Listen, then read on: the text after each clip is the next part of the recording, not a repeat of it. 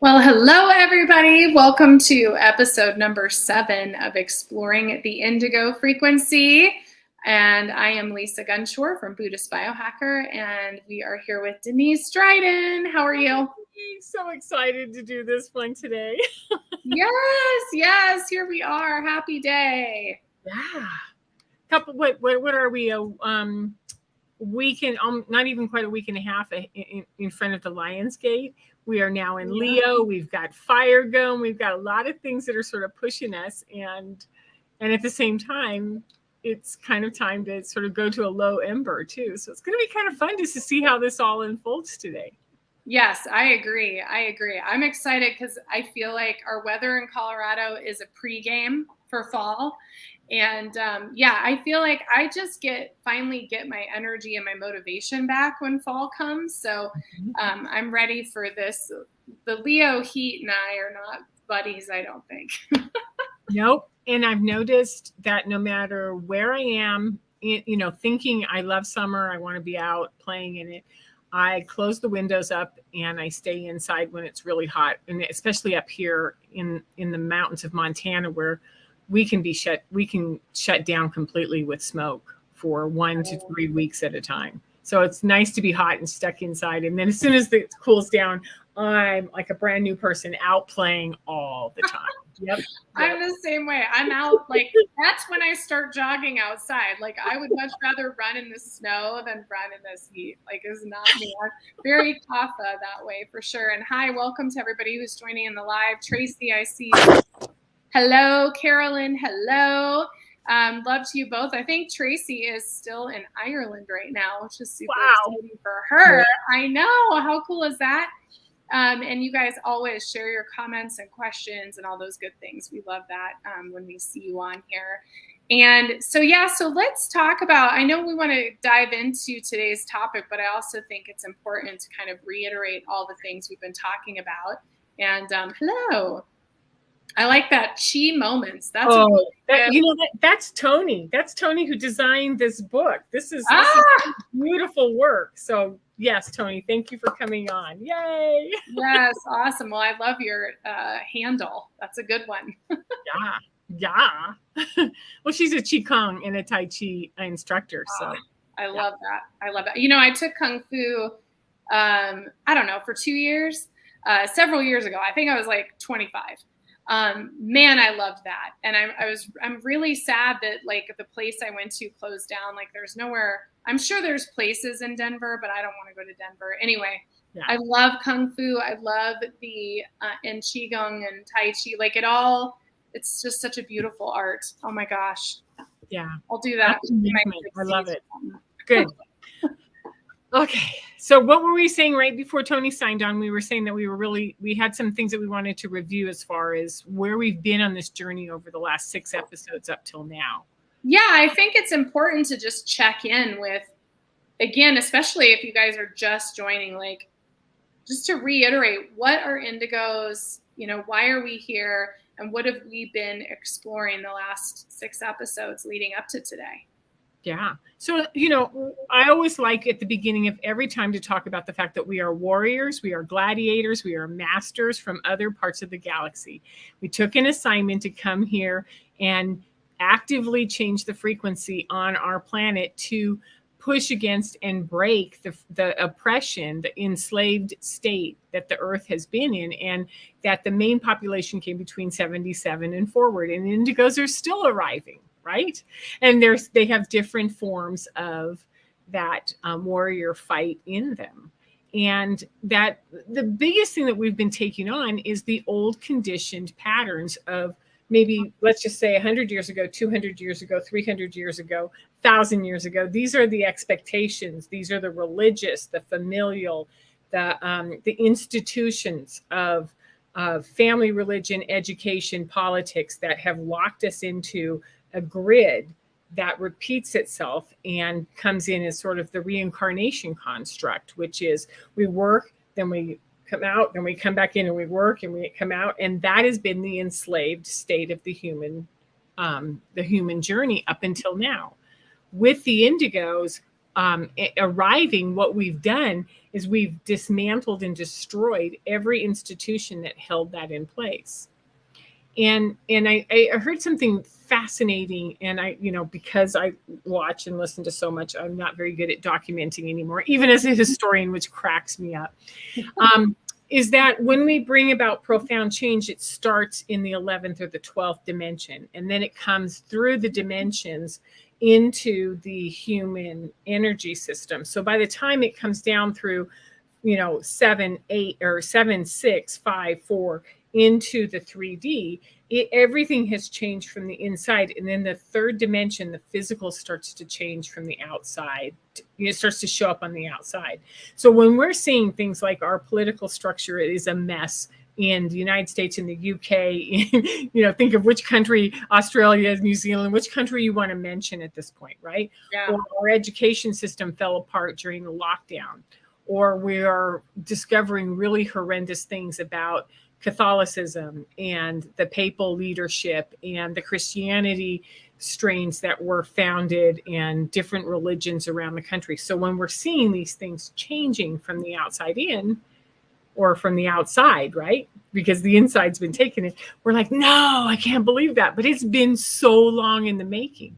And we as Indigos, we're at 50 years this year. 77 to 2000. Is it? Am I doing my? No, I'm not doing my math right. It's 45. That's hilarious. Don't. I'm not a math. We'll just round up. Round up for almost 50 years, right? Yeah. Bringing about these kinds of dismantling, and so we're successful, which is what happens when what we're seeing is all brought about by this indigo frequency.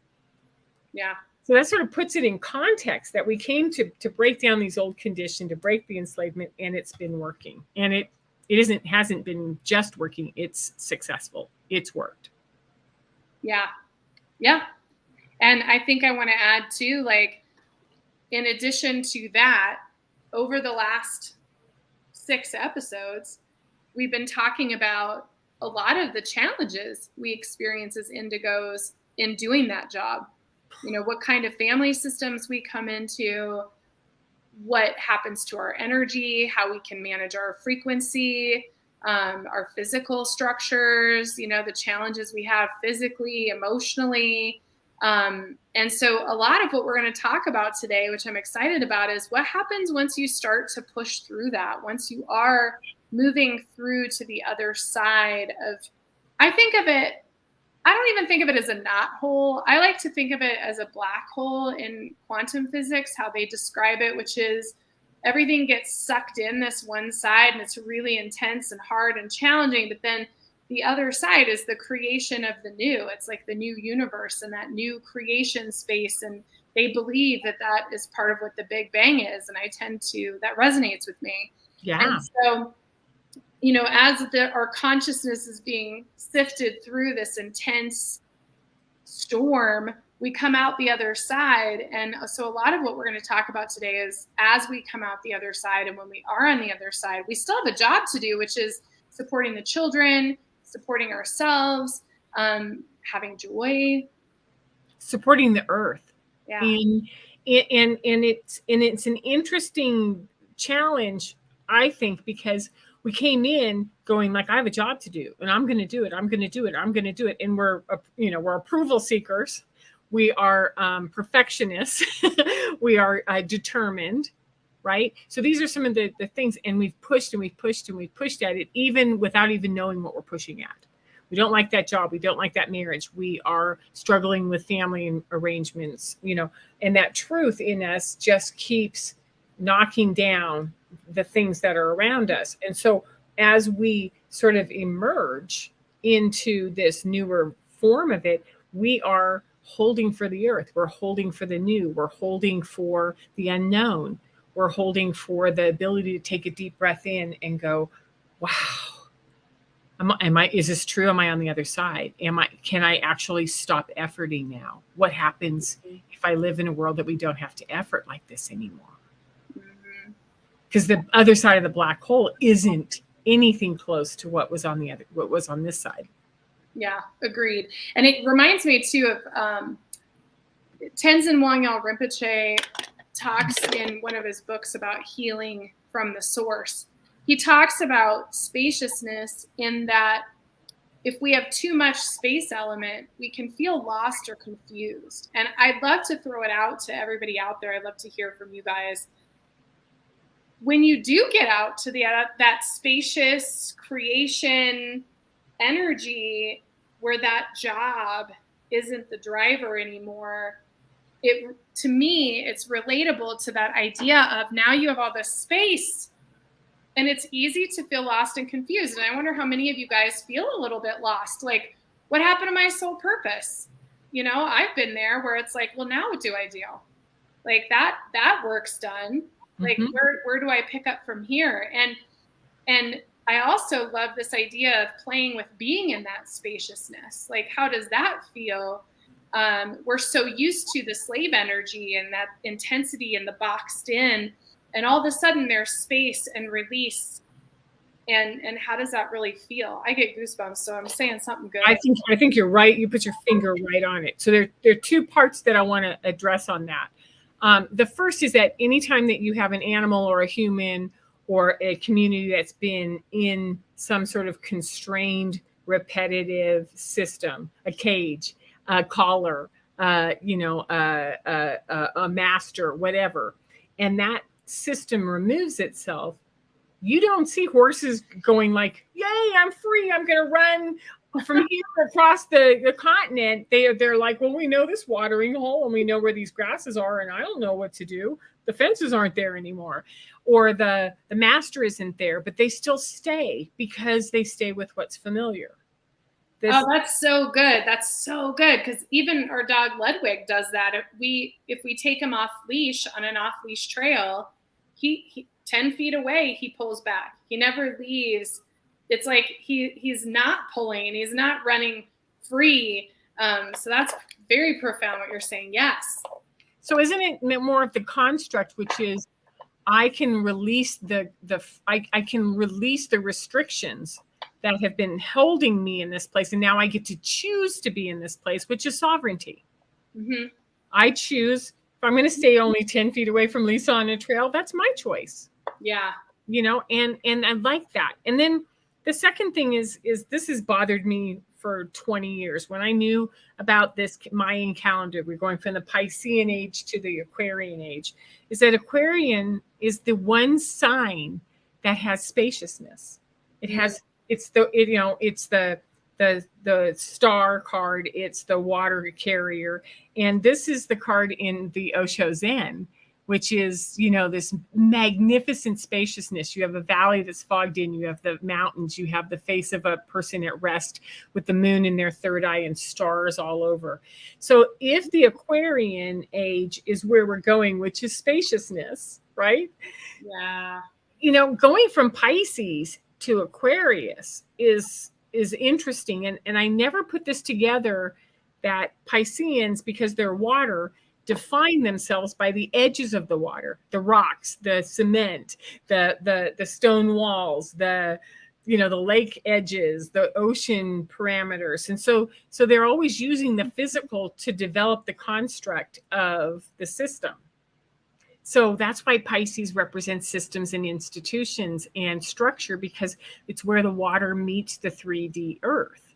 And so when we take the earth out and we have water just free flowing and there's absolutely no edges because you're in open space, that's when we're in the Aquarian. And this is what our children, these are what these new children who come in will be developing, is building a world in that kind of spaciousness that we have no idea, no belief system, even no practice. We're going to stay where we're familiar. We're going to stay where it's safe. We're going to stay with what we know. And we're going to feel very bold because we moved around a little bit more, but we're still going to stay very close. Yeah. Oh, this is super activating. And Carolyn, I'm going to share your comment in a second. But you know what it's making me think of is Ludwig and Cauldron. Ludwig, our dog, if we leave the house, he likes being in his kennel. He likes to feel safe and enclosed and in his little cave. And if we leave him out, he actually howls the whole time. We know because we have a camera. He hates it. And then here's Cauldron, our cat, who loves the spaciousness. She wants to be, right? She's a cat. She wants to be up high. She wants to see everything. She wants perspective. She wants to balance on things and be all over the house. And so it's really activating me because that's such a great, just great analogies about this energy of, and what I wonder is, can we as indigos, really it doesn't even matter if you're an indigo, but it does because we're talking about indigos, but what does it feel like to be in this space? I was reading somebody last week or 2 weeks ago, probably 2 weeks ago, and she made this big life change and moved, which is kind of like 50% of my clients right now. Everybody's leaving and moving and changing. And she immediately went and committed to some new relationships that became very draining and stressful to her.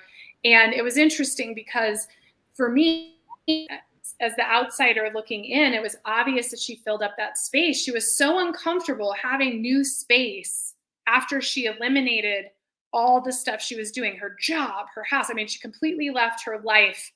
She immediately filled it with something else.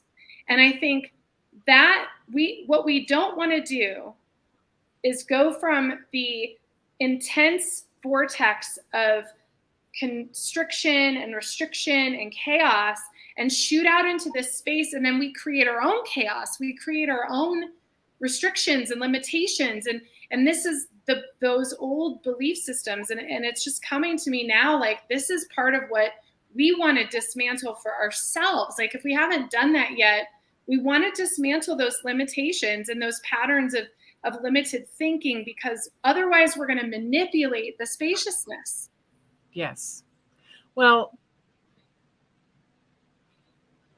I was very frustrated when it became clear that I've always wanted to change the world. I've wanted to have the freedom to do something new. So I move around a lot. I change jobs. I do this and that. And it was like, we're going to change the world. And now that the world is crumbling and it's changed the way we want it to, we are not the ones to rebuild it. And I was like, but wait a minute, I'm creative. I have great ideas. I was like, no, in my greatest freedom, I am still within that construct of my experiences. And it's hard for me to think, it's hard for any of us to think outside what we were conditioned, what we grew up, what we believe are the limitations.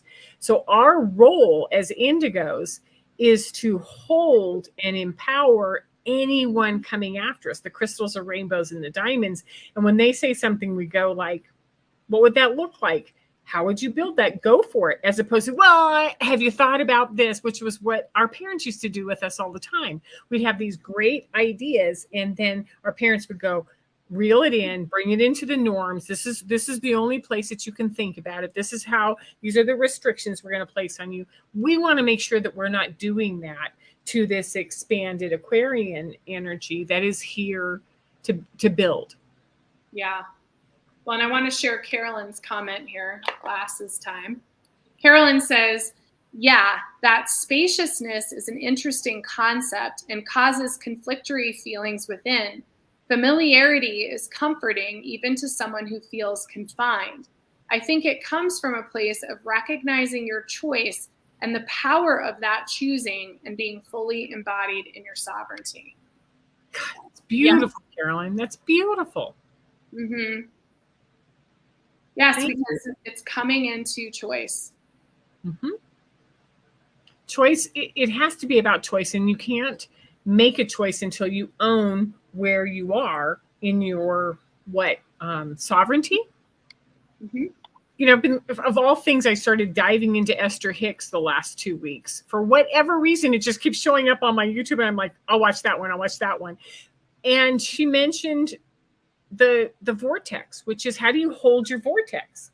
And how do you protect your vortex? And how do you bring in only that which serves you? And how do you release anything from that vortex, that field around you that is limiting or old? And so what I noticed, and this is the card that I pulled today from my new moon spread. This is my card for the whole entire month, is the 9 of Wands. And look at the exhaustion. Look at that face. It's like, how many mental constructs, how many mechanisms, how many things do I have to try to hold on to and push out? And then behind this person is this beautiful golden sunset that is just sort of going like, just turn around and allow space. But if you're focused on only what's in front of you and only like it, then we have to choose. No, I'm not going to do that. I'm going to turn around. No, I'm going to just walk away from this, or I'm going to not even see it in the ways that I've seen it before. Mm-hmm. Agreed. And I just want to say hi, Denise from Live Life Spiritual Direction. Yeah. We love her so much. Hi, Danny Marie. Carolyn says thank you, and she also says until you own your space and consciousness and vortex. That's what she said as a continuing thought of what she said. And yes. Excellent. So choice and embodiment. And so where we're really going with this is the idea that we have to shift our perspective of our assignment.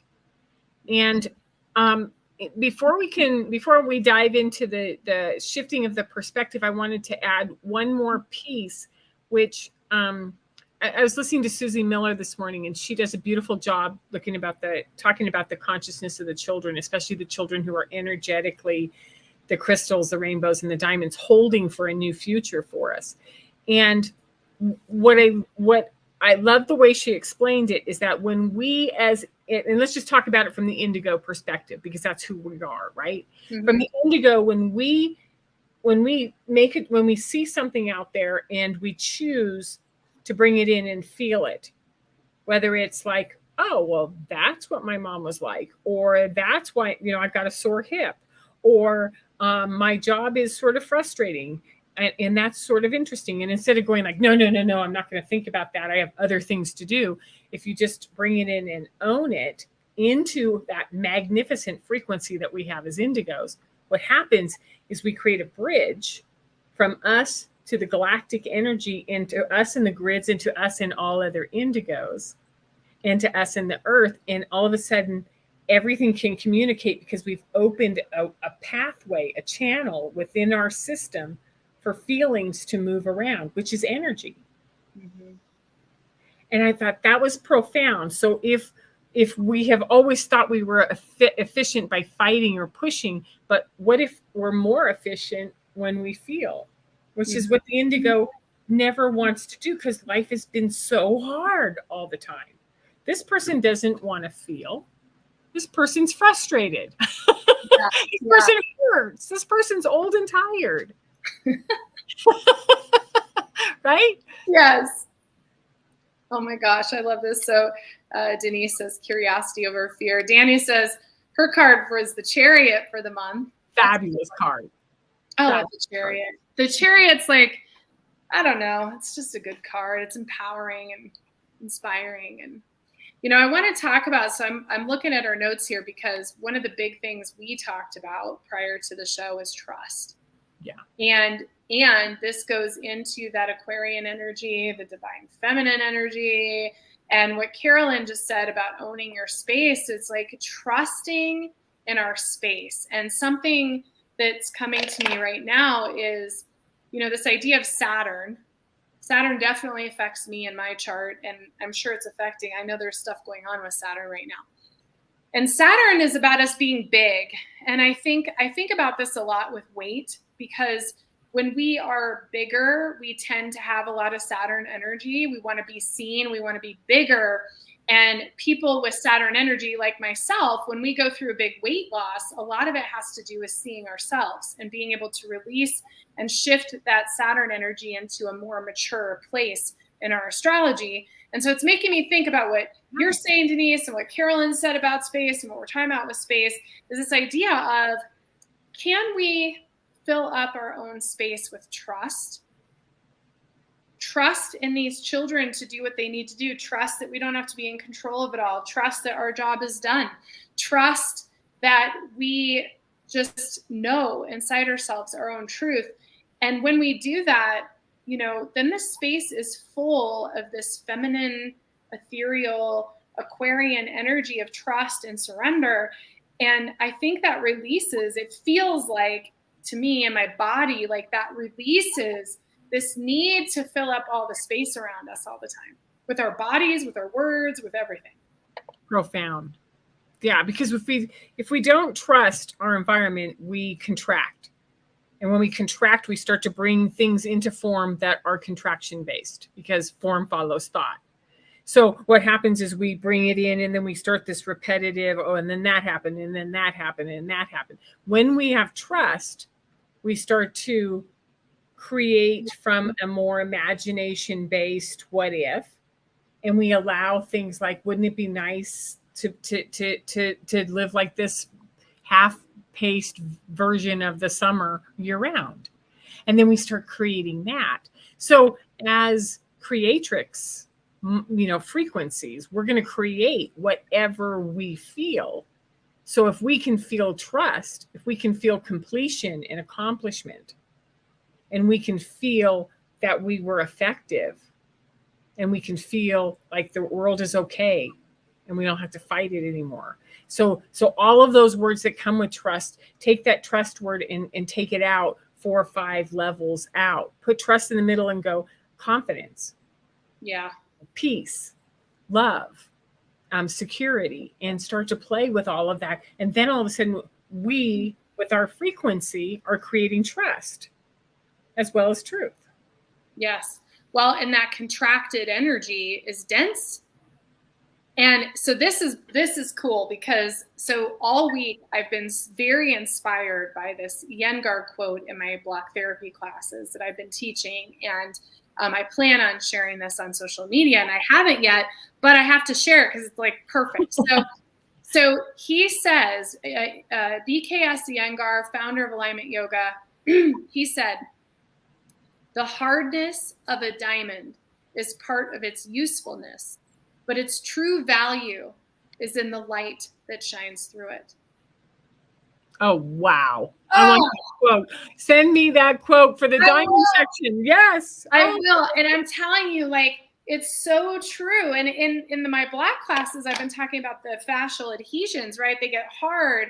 But in this conversation, isn't that interesting? That contraction, that hardness, like, that protects us. That serves us. Just like he's saying, that the hardness of a diamond is part of its usefulness, but the value is the light. And I think that's our value, is being able to embody the light body, to being able to expand into the spaciousness and allow that light to shine through us. Did you see it? Tony just wrote "Chi moments." I got chills from that quote. All right. I found it for my theme for class this week, and it's been every class. And tonight when I teach, it'll still be the same theme, because it really is, I love Iyengar, but that quote is like no joke. I mean, it really is truth. Mm-hmm. It is fascinating, because let's take diamond and change it into truth, which is, truth is hard. Truth can be really painful when you go up against it. Truth can be very slicing. It can be very destructive. Yet when truth is accepted, it shines and allows everything to be seen. So we can take that same energy and shift it into what we've been holding within us at all times, which is the beauty of truth and letting truth shine without pushing or fighting or effort anymore. Yes. Yes.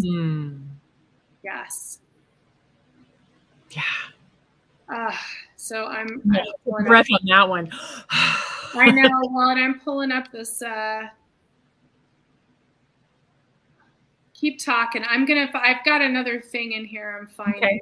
Well, the other card that I pulled up, which was crossing this for my moon phase. I've never shared my moon phases on public anything, but this is hilarious, because the crossing card is the 6 or the 5 of cups. Now, the way that Osho has done this is that here is this woman holding the block of everything she's ever experienced, all of her stories, all of her hurts, all of her pains, and she carries it around at the cost of her health. And she's got clothes that are patched, and there's no money, and there's nothing, because she's just trying to make sense of everything she's experienced. Yet, what the card says is, if you put down all of those old stories and you turn around, there is a cup of abundance and stars in the entire spaciousness of the world behind you, inviting you to come dance with it. And so, if you look at this, it's got words and frowny faces and jewelry and houses and everything that you'd ever like try to hold on to. And it's called letting go or clinging to the past, which is, what happens if our stories have always been about, well, in elementary school, this happened, in middle school, this happened, and then in high school, and then, in my first marriage, or blah, blah, blah. We can have these stories that we think comprise us in our warrior spirit. And because we have scars, it's kind of like, well, yeah, I remember when that one happened. And I remember when this one happened. And so what we do is we hold on to that because that's all we've known as that we are of value. But the spaciousness and the ability to hold the portal open, the vortex open for the black hole spaciousness on the other side, and say, we welcome it, we guide you to it, this is what we wanted you to see. That's maybe the role of the indigo, is to crack open and to separate the black hole so that everything can go through to the new vision.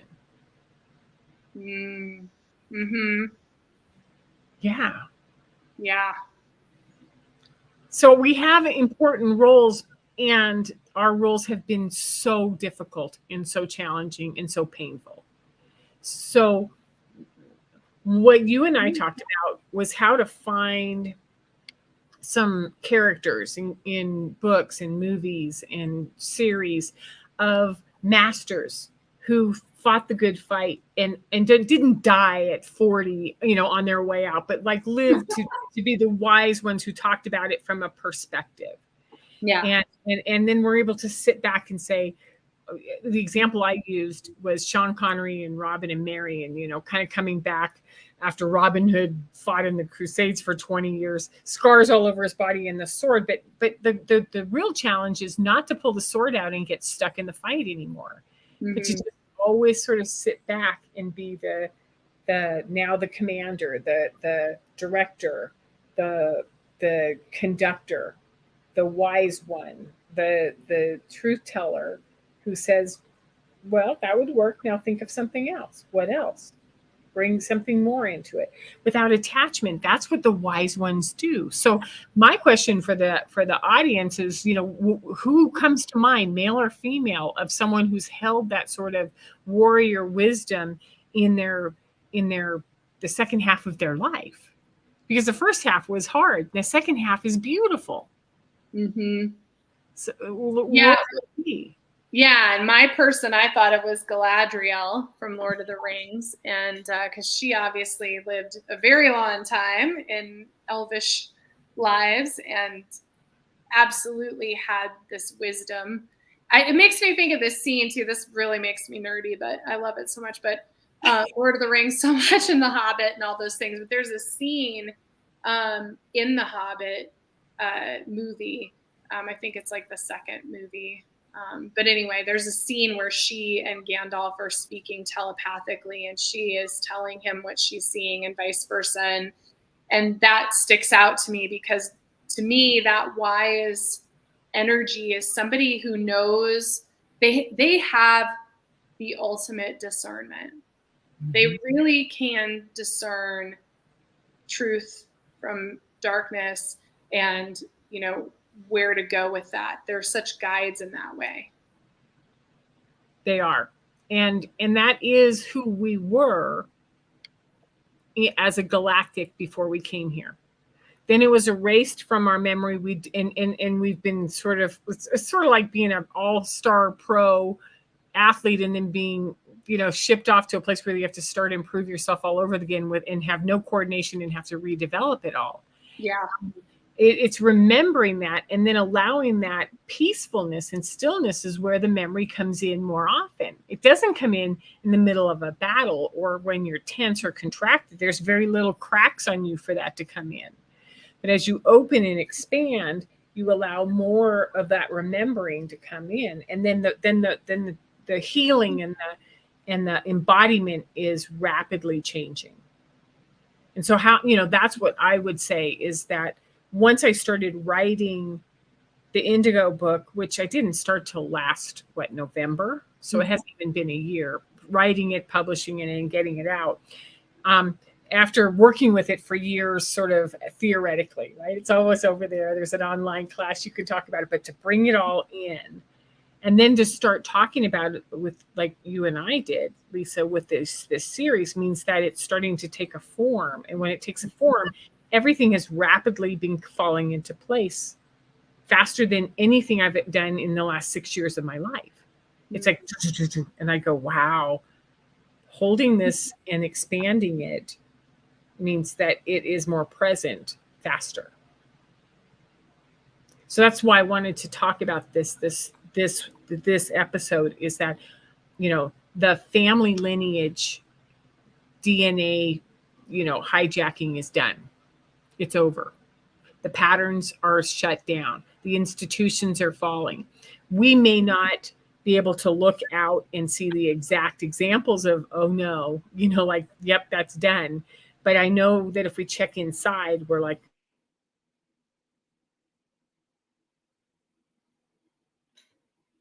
oh no,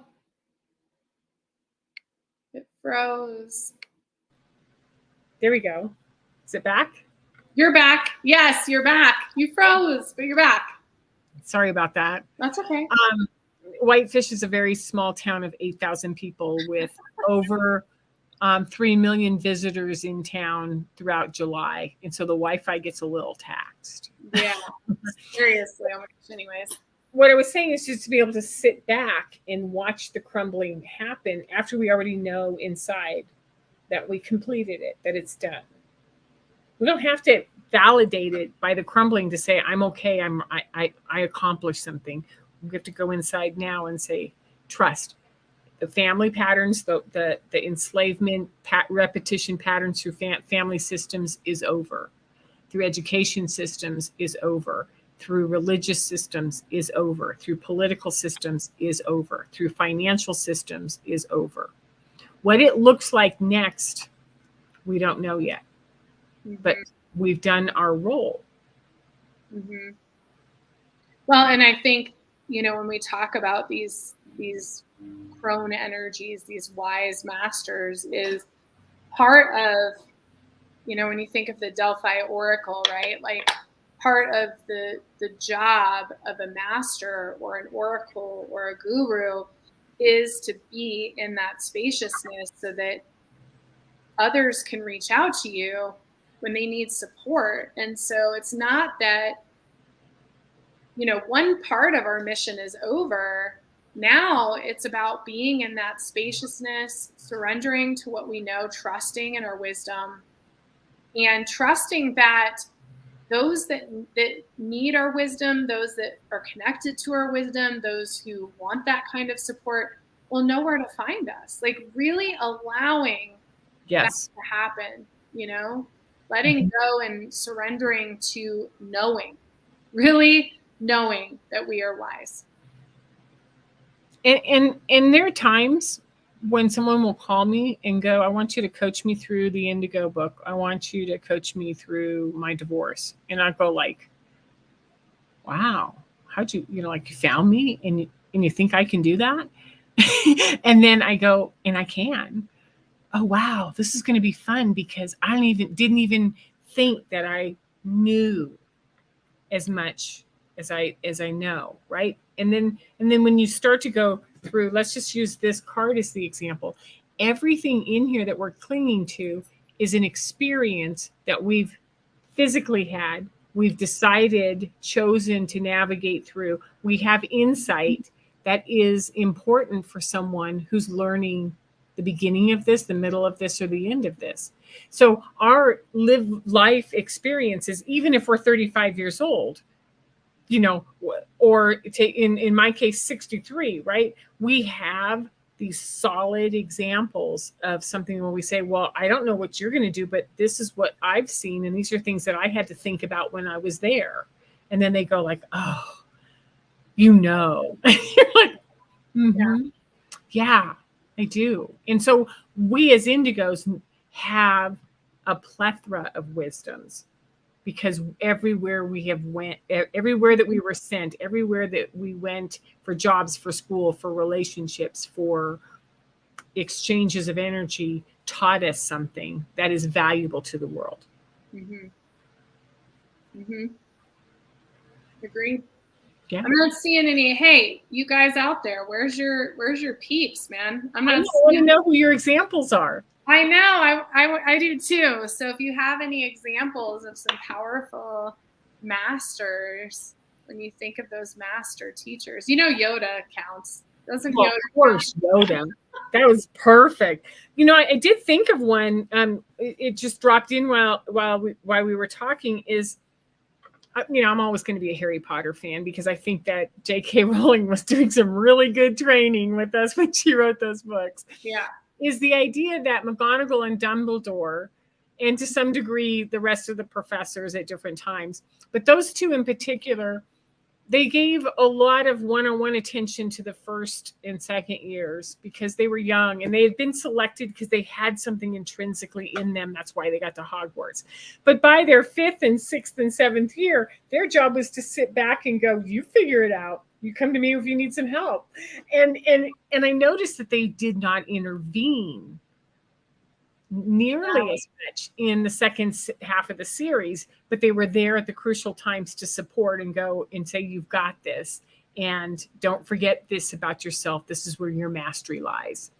And I thought that is what our role can be as we're working with, and especially as Indigos, we have birthed both we've birthed Indigos, we've birthed crystal children, and we've birthed rainbows.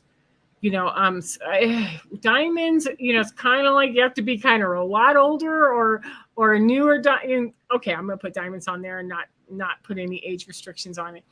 But we have some diamond, and we have these children that have a completely different frequency, and they're having their same bumps with their own frequency story as we've had with ours.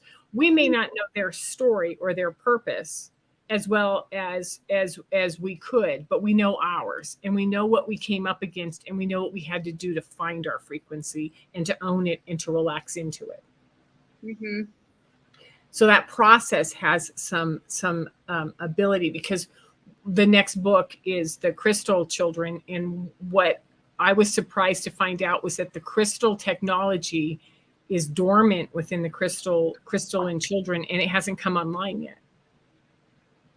Like, what's gonna happen? What's gonna be the catalyst to bring the crystalline energy online? And what are they gonna do when they have this ability and this cause and effect and reaction? And those of us who are Indigos, who have seen people react to us all the time in our truth, can go like, oh, I know what that looks like. You just came online. And we can validate and empower them, and we can move them into their feet and into their bodies in new ways, because we can help. Yeah. Well, and I think it's a beautiful example of discernment, again, as a wise person or wise master, is discerning when it's time to stop helping and to start letting go of the control, allowing them to do their own thing. I mean, that's part of our journey, even as coaches and teachers and healers and readers and all those things, is when you can come into that space. And I've really been through this journey the last year, and it's really incredible to be able to, still get information, still share information, but to really allow for whoever we're working with or whoever's coming to us for support to listen to their own intuition and trust that, I think it's particularly difficult for the Indigo for two reasons. First and foremost, when you have a visceral reaction, when you cause a visceral reaction to environments around you, family systems, mom or dad, the one thing that you wanted growing up was help. You wanted someone to show you or tell you what to do because you were lost, and we as a culture didn't understand the impact of the truth frequency and what it was really like. So we wanted someone to help us. The second thing is that within the Generation X, is the latchkey kid, which is the kid that was abandoned on so many levels from the old familial structures that existed in the 50s and the 40s and 30s and the 20s of mom and dad, traditional family. You came home to an empty house, you fended for yourself on food. And so the compensatory, and I've seen this in coaching constantly, and I can say this as clean as humanly possible. A Gen Xer is compensating for a lack of parenting that they had, and they overparent and they overgive and they overhelp. And so what we've seen now is the Gen X parent helping with college, setting up reminders on kids' phones, taking care of their banking for them, paying their bills, and doing things that they always wanted someone to do for them. So if we have both the truth where we needed help and we were in a generation where we didn't receive help, how do we become the wise ones and stop helping? Because when you help someone, what you're doing is you're actually communicating that you don't think they're capable of doing it themselves. And it's just like, you think of psychology 101, you think of parent training, and of course, all of this is swirling together into the Indigo as we have to stop helping and stop reacting to the past and start trusting the future and be supportive of it. Yeah. And I know, just to speak from my own direct experience, so this is just my own experience, is that the moment I took responsibility for my self-care and let go of expecting somebody else to do it for me, and I still have to be reminded, it's not like it goes away, but that's the moment, I think, when you can really start to shift into a space where I don't have to fix it all.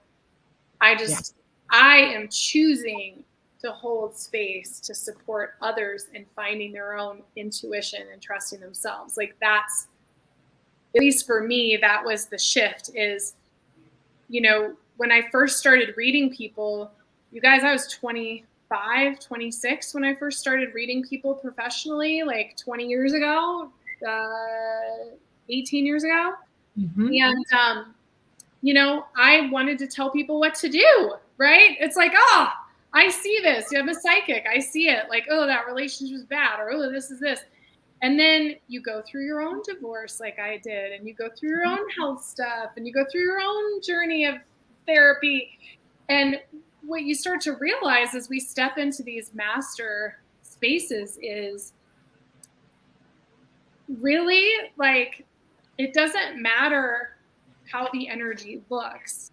What matters is the journey to coming into alignment. So it's not about a linear change. It's not about ending a relationship because the energy's bad. Like, it's about looking at why you're in the relationship and what your relationship is with yourself. And so that shadow work, Carl Jung is everything, I think, for indigos, because we want to do that work on ourselves. We have to, in order to come into that wise place of knowing that each of us has our own inherent truth within us.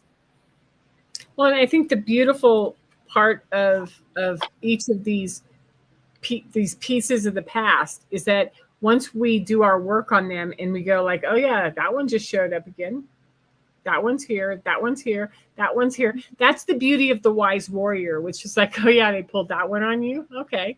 And then they said that. Oh yeah. And we've neutralized that within ourselves. And I love that you touched on how do we not fix or help the future generations. And I'm old school. I was sent by a teacher to go do Love and Logic. And the thing I had to learn was to step back and go, bummer. What are you going to do about that? As opposed to jumping in, fixing, helping, and just letting it sit there on the ground and going, looks like you got a project ahead of you. What are you going to do? What are you going to do? And I think that that's really what our crystal and our rainbows and our diamonds need us to do, which is go, wow, that's a beautiful project ahead of you. What are you going to do? Yeah. If you ever want to just sit down and talk about it with me, or you just want to sit and breathe with me, I can do that with you. but you got a project to take care of, and you've got this. Mm-hmm. Go do it, and go do it beautifully, because how could you not? Look at you. And so that's what I do with all my little crystal kids, is like, look at you. You have more skills in your little pinky. I can hardly wait to see what you're going to do with this. Mm-hmm. Be creative, have fun with it.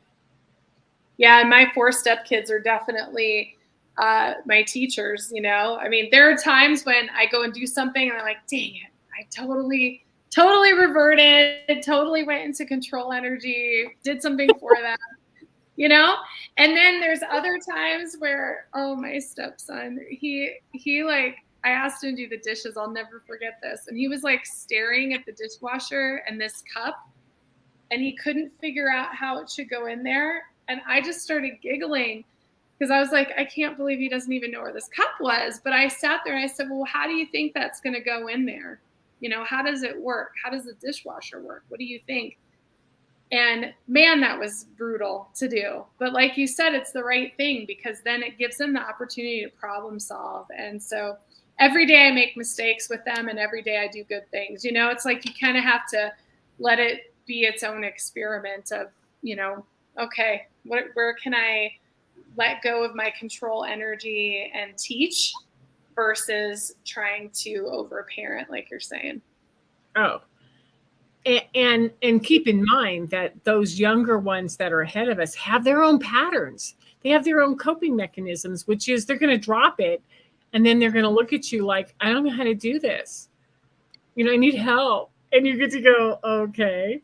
So within our family system, when I was married, my brother-in-law evidently started at about age 10, proving to his mother every single time she gave him a task that he would do it, and he would do it so badly that she would grab it out of his hands and take it over, to the point where she refused to ask him to do anything anymore. And we used to, you know, call it I'm not saying his name, but the complex. And so we would watch every kid learn how to drop something and go like, it doesn't work. I don't know how to do it. And that need to help, like to jump in. And so to watch these patterns that are going to start, these old habits are going to start unwinding slowly.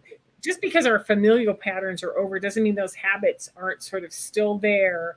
And then we get to catch ourselves, and we get to catch them and go, that was a pretty good one. That's the best repetitive pattern I've seen a kid do. Mm-hmm. And I love that you stepped in and said, you know, like, I wonder how a dishwasher works. Why is it designed that way? How would you put things in there? And there's no right or wrong way. Everybody does it differently.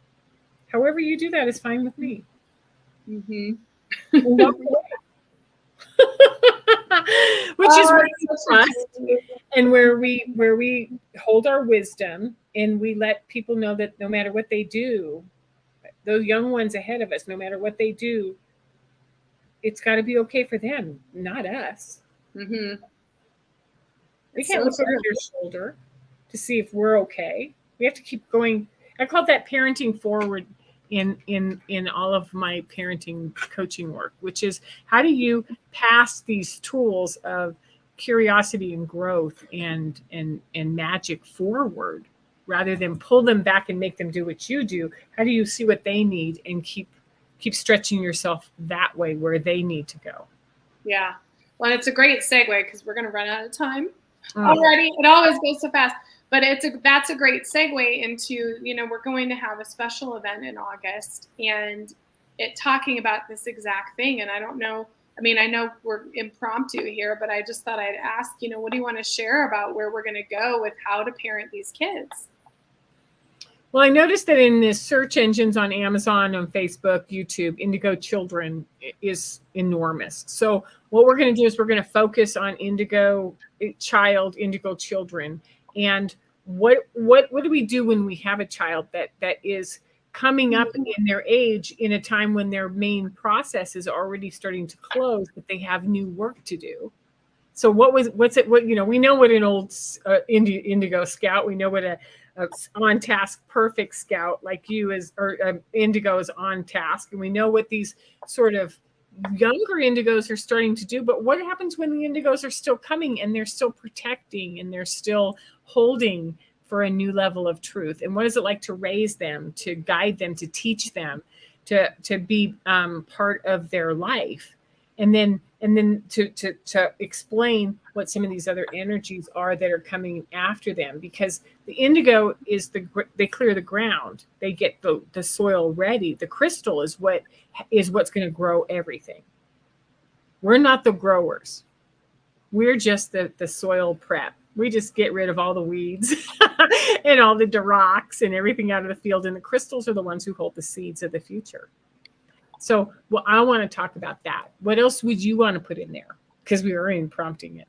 Well, yeah, I think what comes up for me is, you talk about raising an indigo child. And I think the second piece of that is being an indigo parent. What does it mean for me as an indigo to be a parent? And what is the patterning that I experience as that? Like, all of us that we have this intense energy, we have this strength and wisdom and intuition and gifts and all these things. And we're also that as a parent, the control energy, the intensity, like that can be a lot. Like I know as a parent, I have made my kids cry for my truth. Not shouting, not any of those things, but sometimes you say truth and it's a dagger and it hurts because it's uncomfortable. It's like, oh my God, you see me. And so how do we soften that? How do we, teach? So I think this concept of parenting indigo children and also indigos as parents, I think is a great piece to talk about when we get together too. I think it's beautiful. So August is going to be a big event, and then we're going to bring this to a close at that last one. Yes. And then, you guys, if you haven't gotten Denise's book yet, you definitely want to do that. Hold that up. But you're working on another one. So it's not just about indigos, And so I think, you're on to crystals next, right? Well, and I'm really, in some ways, relieved that I can put down the indigo focus, because I've been living in indigo for 10 months now. And in order for me to harness the crystal, I have to start bringing it in and working with them and talking and being in that energy. And it's really hard for me to do two things at once. So I'm super excited. The next book is the crystal. And then the book after that is the rainbow. And the book after that, there's 4 books in 5 years on these 4 energies that have presented themselves so far. Cool. So, and I think that this is always going to be the best foundation piece, because again, if we're looking at what the world was like and how it and what the challenges were and what the indigo did to prepare it, it gives you a great foundation piece for how the other. So if you don't think you're an indigo, I think you still need to start with this because it gives you an awareness of how the frequencies work with each of them. Mm-hmm. I totally agree. I'm about halfway through, and yeah, it's like a template then to kind of go into those other pieces. And I love you as always. I'm so glad that we're able to do this and connect. And it's just been so informative and awesome. Thank you to everyone who's been providing comments and giving us some information and getting the chills with that quote and everything. And Lisa, I love you. This has been a phenomenal exploration this week, and I look forward to August. Me too. So stay tuned, you guys, for all of our event information. Love to everybody that is out there. And I'll be back on YouTube. When are you back on YouTube, Denise? When's your next? I have a YouTube every Sunday morning. And I'm made the decision I'm dropping Facebook live, and I'm going to start YouTubing live because Facebook just keeps moving my videos and making it harder and harder. And I'm just going to go straight to YouTube and post it over and start to do it that way. So I'm going to be on YouTube live every Sunday morning at 10 a.m. Mountain Standard Time. Once I learn how to use the StreamYard thing, that's going to be really fun. Yes. Oh my gosh, yes. And I'll be live next Thursday. I have a special YouTube live event for all of you who love trance channels. We'll be live next Thursday at noon with Rob Gautier from Interviews with Extra Dimensionals from Gaia Television. He is so amazing. And he will be channeling some of these master beings he works with live. So that'll be a fun event. And he's really warm-hearted and sweet. He just really has been so kind in all of his emails and everything. So I'm really excited to talk to him. So don't miss it, you guys, because he channels some incredible beings. Like, he is definitely cool. And Denise, I love you so much. I'll see you on your YouTube Sunday morning. I'll be tuning in. Thank you. And thank you to everybody out there. And we'll talk to you soon. Thank you, everybody. Thank you, Lisa.